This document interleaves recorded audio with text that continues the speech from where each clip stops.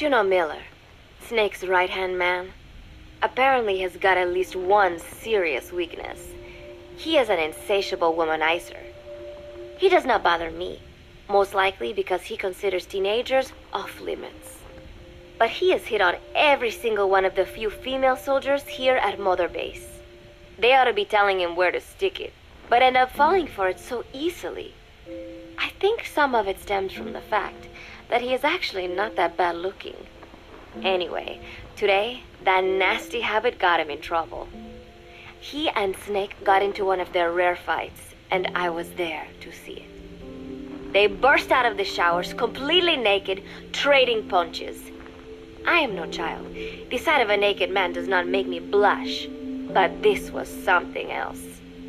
"Maybe this'll teach you," Snake yelled as he slammed his fists into Miller's chest. I heard later that apparently he had been two-timing someone, and that same someone had gone to Snake with her troubles.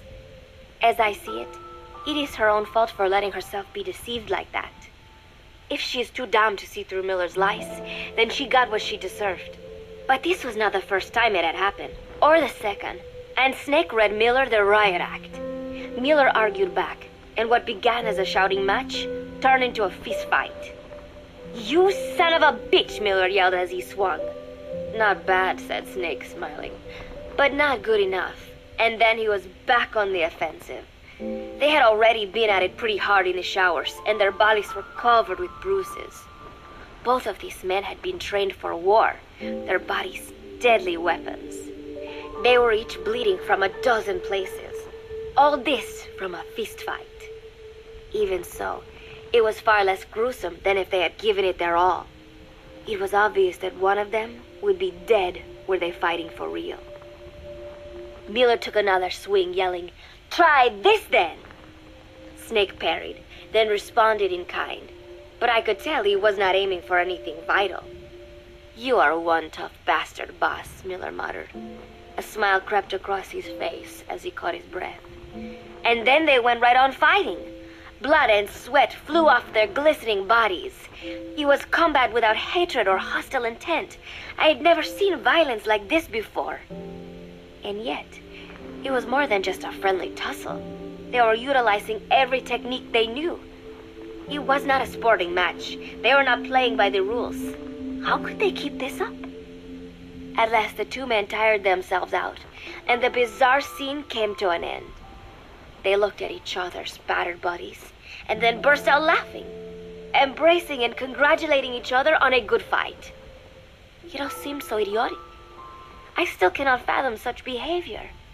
But somehow, I got the sense that for all his womanizing, Miller really only trusted one person, and that was Snake. There was no way I could ever come between the two of them. And at that thought, I began to feel as if I had lost. All of Mother Base is preparing for a festival. Since Snake and his soldiers spend so much time fighting, they are setting aside one day a year for peace and relaxation. I do not know all the details, but apparently that is what Snake and Miller decided. These soldiers love the idea, of course. There is so little fun to be had here that everybody looks forward to events like these. That is all well and good, but somehow I got roped into getting on stage. "Come on, we even both have peace in our name," said Miller. "And Zadarnov, that old Ruski's name, has something to do with peace too, right? Hey, as long as we are having a day of peace, we ought to get an act together. The Three-Piece Band." I thought he was joking.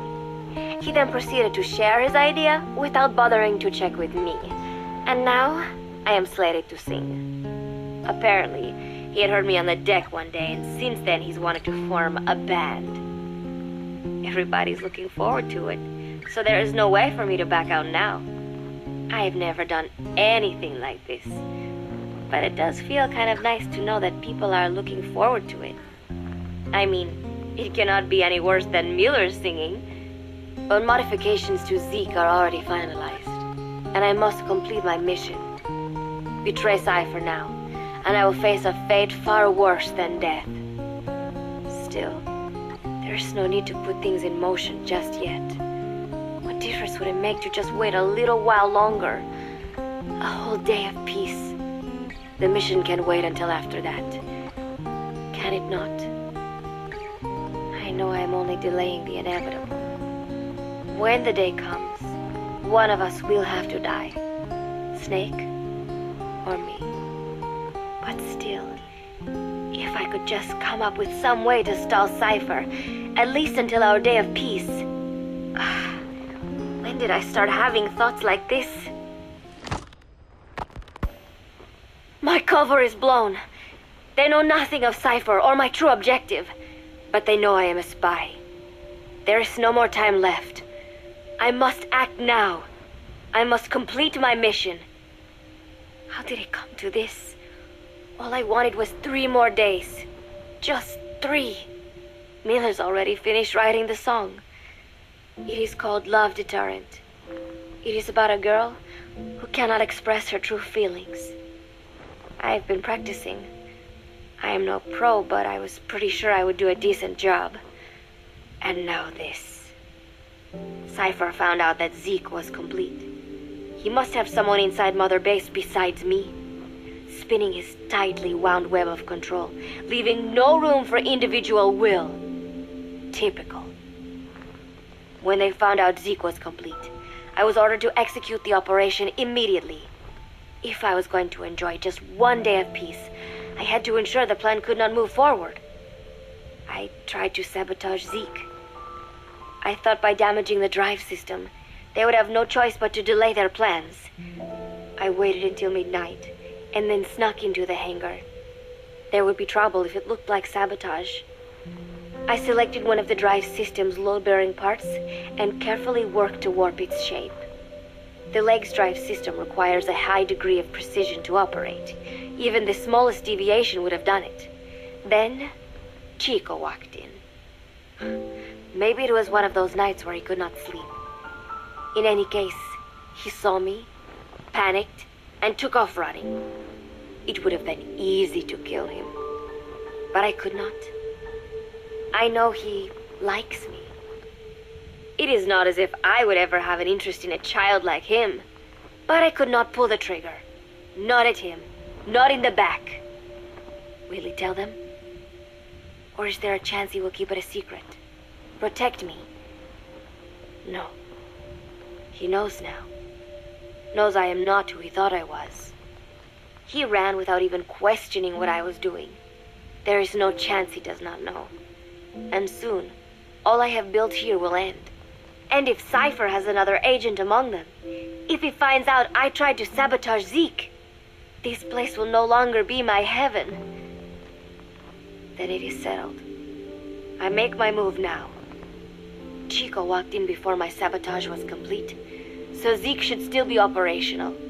It might not run at full speed or power, but I do not have time to fix that. Without Zeke, I do not have a chance in hell of winning. I must act fast before Chico sounds the alarm.